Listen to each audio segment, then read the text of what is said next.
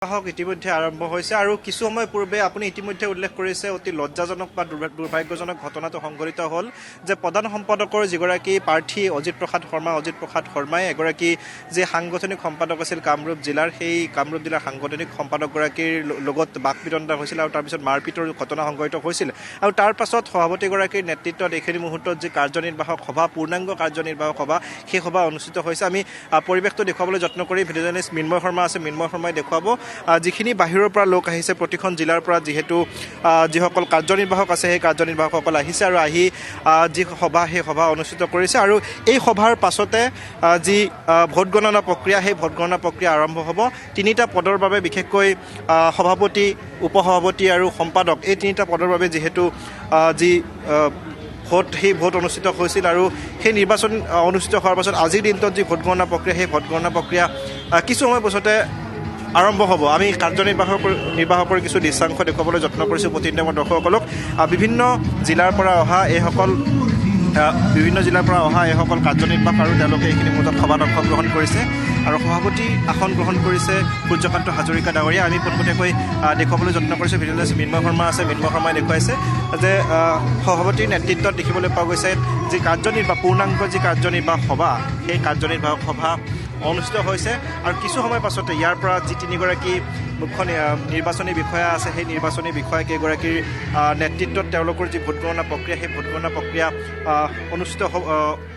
অনুষ্ঠিত হ'ব অন্য এটা প্ৰান্তত। আমি সেই দৃশ্য দেখুৱাবলৈ যত্ন কৰিম, কিন্তু এইখিনি মতে দেখুৱাইছোঁ যদৰাৰ এই যি প্ৰেক্ষাগৃহ এই প্ৰেক্ষাগৃহত যি ভোটগণনা প্ৰক্ৰিয়া সেই ভোটগণনা প্ৰক্ৰিয়া কিছু সময় পাছতে আৰম্ভ হ'ব। কিন্তু তাৰ পূৰ্বে এই যি কাৰ্যনিৰ্বাহক সভা অনুষ্ঠিত হৈছে, কিন্তু তাৰ পূৰ্বে যিটো ঘটনা সংঘটিত হৈ গ'ল সেই ঘটনাটো আচলতে অতি লজ্জাজনক।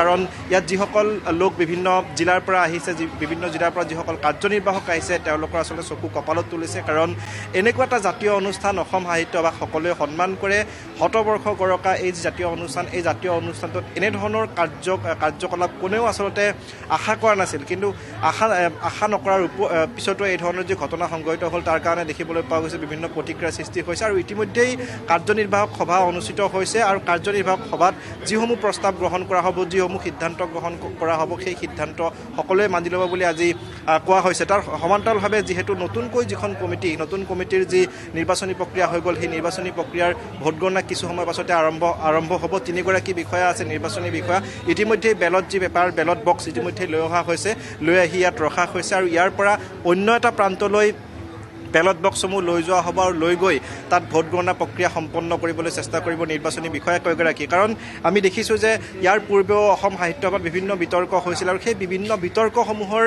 আচলতে সেই বিতৰ্কৰ শেষ কৰিব বিচাৰিছে অসম সাহিত্য সভাৰ। কাৰণ এইবাৰ দেখিবলৈ পোৱা গৈছে সভাপতি পদৰ বাবে যি দুগৰাকী প্ৰাৰ্থী, এগৰাকী ডক্টৰ উপেন ৰাভা হাকাচাম আৰু আনগৰাকী হৈছে ডক্টৰ বসন্ত কুমাৰ গোস্বামী, দুয়োগৰাকী প্ৰাৰ্থী আচলতে যোগ্য প্ৰাৰ্থী। গতিকে দুয়োগৰাকী প্ৰাৰ্থীৰ ভিতৰত কোনে কাৰ হাতলৈ সাহিত্য সভাৰ এই যি দায়িত্ব এই দায়িত্ব কাৰ হাতলৈ যাব সেয়া আটাইতকৈ গুৰুত্বপূৰ্ণ। কাৰণ দুয়োগৰাকী প্ৰাৰ্থীয়ে যোগ্য প্ৰাৰ্থী আৰু দুয়োগৰাকী প্ৰাৰ্থীকে সকলোৱে সন্মান কৰে। আমি যিখিনি বিষয়ববীয়াৰ সৈতে কথা পাতিছোঁ প্ৰতিগৰাকী বিষয়ববীয়াই এটা কথাই কৈছে যে দুয়োগৰাকী যোগ্য প্ৰাৰ্থী, গতিকে যিগৰাকীয়েই ইয়াত নিৰ্বাচিত হ'ব তেওঁকে সকলোৱে আপন কৰি ল'ব বা তেওঁৰ নেতৃত্বতে অসম সাহিত্য সভা এটা নতুন ৰূপ পাব বুলি বিশ্বাস কৰিছে। গতিকে আমি কিছু সময় অপেক্ষা কৰিব লাগিব, কিছু সময় অপেক্ষাৰ পাছতে আমি গম পাম কোনে জয়ী হয়। কাৰণ কিছু সময় পাছতে ভোটগণনা প্ৰক্ৰিয়া আৰম্ভ হ'ব। কাৰণ 849টা যি ভোট সেই ভোট আচলতে পলিং হৈছিল। গতিকে সেই 849টা ভোট গণনা কৰাৰ যিটো প্ৰক্ৰিয়া সেই প্ৰক্ৰিয়াত হয়তো বৰ বেছি সময় নালাগিব। নিশ্চয়কৈ বৰ বেছি সময় নালাগিব। তাৰপিছতে অসমবাসীয়ে গম পাব যে আগন্তুক বৰ্ষৰ বাবে কোন হ'ব অসম সাহিত্য সভাৰ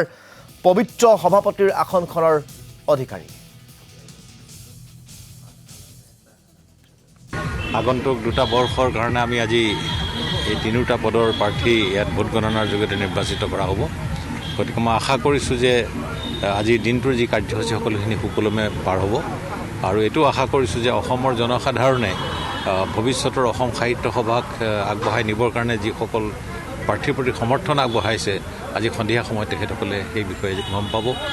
আৰু মই এইটো আশা কৰিছোঁ যে আজিৰ দিনটোত কেৱল সভাপতি বা উপসভাপতি বা প্ৰধান সম্পাদকৰ ভোট গণনাই নহয়, আমাৰ আগন্তুক দিনসমূহত যিসমূহ কাৰ্য সম্পন্ন কৰিবলগীয়া হৈ আছে সেইখিনি বিষয় লৈ আজি পৰ্যালোচনা হ'ব আৰু নতুন পৰিকল্পনাৰ সৈতে আমি আগন্তুক অধিৱেশনখন কেনেধৰণে সফল কৰিব পাৰোঁ সেই বিষয়ে আলোচনা হ'ব।